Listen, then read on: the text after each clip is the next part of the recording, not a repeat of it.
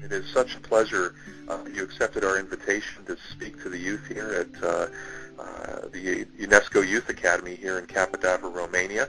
Right now, you are speaking to about 500 young students, instructors, and guests from all around the world who are sitting outside underneath the stars in an outdoor amphitheater looking at your presentation on the big screen and very anxious to speak with you. And I have to tell you, it's a real honor to have somebody like yourself for all the youth.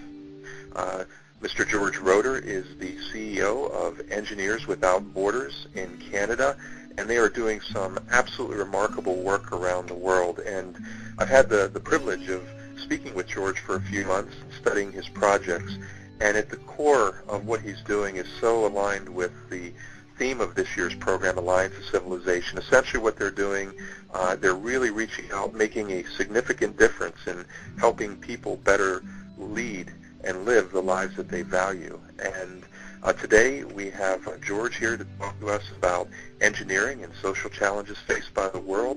And George, if there's anything else you'd like to add, I will turn it over to you for your presentation to the youth. Well, David, thank you so much, and thanks to everyone for having me as a guest. I'm really sorry that I couldn't be there in person, though you'll have to be satisfied with me virtually. I'm here in Canada, and we're really excited about some of the projects that we're working on right now in Africa and some projects in Canada, and I'll talk a little bit about those, but unfortunately everything was just too busy to allow me to travel overseas this summer. But it's really exciting to be able to join you and to be able to share some of the things that we've learned with Engineers Without Borders. I'm so excited when I read the description of some of the topics and some of the programs that all of you are enjoying over this period of time during the conference. Everything from science to dancing and a variety of different instructors and presenters. I think it's just a tremendous activity that all of you are involved and engaged with. I want to jump right in and talk about Engineers Without Borders, but I want to get there through talking about some of our work and some of the things that I've seen even personally when I visited some of our work in various countries in sub-Saharan Africa. And really this is where the thrust of Engineers Without Borders work comes from.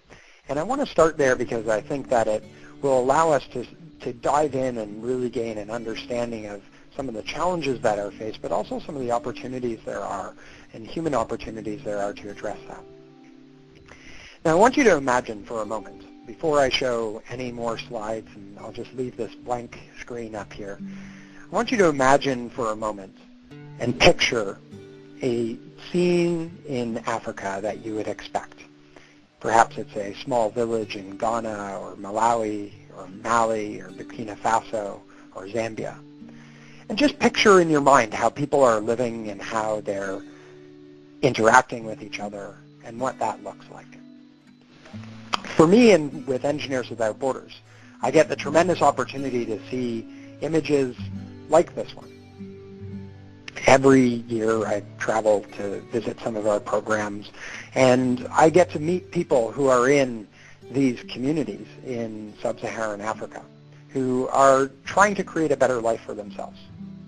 And this photo right here is of a community in Ghana called Nia Logo, and it's up in the north of Ghana. And it's a place that I visited a couple of years ago and was able to really start to interact with people there and learn a lot from them about what their life is like. This is a typical scene that you would see almost anywhere if you traveled in rural Africa, of women and girls in the early morning. This picture was taken at around 6:30 in the morning. They're gathering water for the day, and they're taking it up from the lake, which is just off to the left of the photo, all the way up about 1 kilometer to the various huts in this village.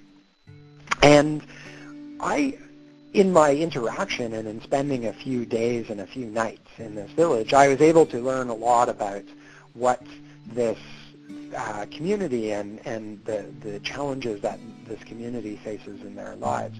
And in particular, I did so through the eyes of the young girl in the red shirt named Idrisu. First act of the day, and then what we were able to do was dive in and start cooking breakfast. And then we went out to the field, and it was harvest time at the time, and so I was harvesting rice and harvesting yams and harvesting corn from the field. And we'd spend most of the morning doing that, lumbering back to the village at around noon or around 1 p.m. with a large set of harvest. And the afternoon was spent again in manual labor, working on that corn, working on the rice, helping to process it so that it could be eaten or could be stored for later in the year. And it became fairly late into the afternoon and early evening. When it started to get dark, we'd cook dinner. And by 6 or 7 o'clock, I was just completely exhausted because we had just done about 12 hours of work, and the sun was setting, and everybody was settling in for the evening. And that's when Idrisu, every evening, would sit down with me when I was sitting there, and she'd open up her homework, and whether it was English homework or math homework, she'd start to sit down with me and get my help on her homework. And she was this incredibly motivated and really quite remarkable young woman. And I think quite different than what we normally picture people in Africa as being. She was extraordinarily smart, very driven, very, very proud of what she was accomplishing when she showed me her math homework. She was really innovative in trying to think about different ideas for how her community would develop, and really told me a lot about her life, but also told me a lot about the human potential that exists within these communities, which is something that I think we forget. We often hear of these hard lives that start at 6 in the morning and finish at 7 or 8 at night, and think that this is horrible, suffocating poverty in which there is little hope, and there is little. There are few people who are really driven to do anything but sort of live in this very challenging state. But the reality is quite different, and I saw that in Idrisu. And the most interesting thing about it is, as I was stepping back from this community a number of days later, and then eventually coming back to my home in Canada, I sat back and I thought a little bit about those days that I spent there. And in particular, I thought about this number, 15 hours.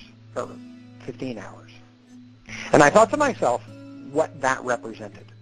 Because for me, from the moment I woke up in the morning, of gathering water, of going out into the fields, of making dinner, of harvesting the grains and the vegetables and the rice and processing those, and doing all of the work associated with that, gathering firewood and making a fire, all of those things took me 15 hours during that day, every single day, day in, day out. And of course for me, those 15-hour days ended. They ended when I left. They ended when I said goodbye to Idrisu and all of the others in this village. And I came back home, and what I found myself reflecting was thinking about those 15 hours and thinking about what those would represent in Canada if I were to play those same functions in Canada, of waking up early in the morning and turning on the tap and getting some water and washing up, maybe cooking a little bit of dinner, cooking a little bit of breakfast if I get around to it, likely just pouring a bowl of cereal, and going through my day. And I realized that 15 hours in Ghana likely took me about 15 minutes of time in Canada to accomplish the exact same tasks. And so that, to me, that difference between 15 hours and 15 minutes is this potential that could otherwise be captured if people in places like Nia Logo, people like Idrisu, could actually remove some of this work that is over and over again very time-consuming and very difficult. And the difference between 15 hours and 15 minutes of what I spent in Ghana and what I spent in Canada allowed me to read. It allowed me to learn. It allowed me to go to school. It allowed me to think about, if I were so inclined, running a business and making money and improving my own health and improving my own life. And so there's a tremendous opportunity there, a tremendous opportunity to figure out how you take that 15 hours and move it down to 15 minutes. And for us with Engineers Without Borders, this is sort of the central challenge of what we are seeing, is how do we improve prosperity? How do we improve the opportunities that someone like Idrisu has? Now there's a question, which is, why does this matter?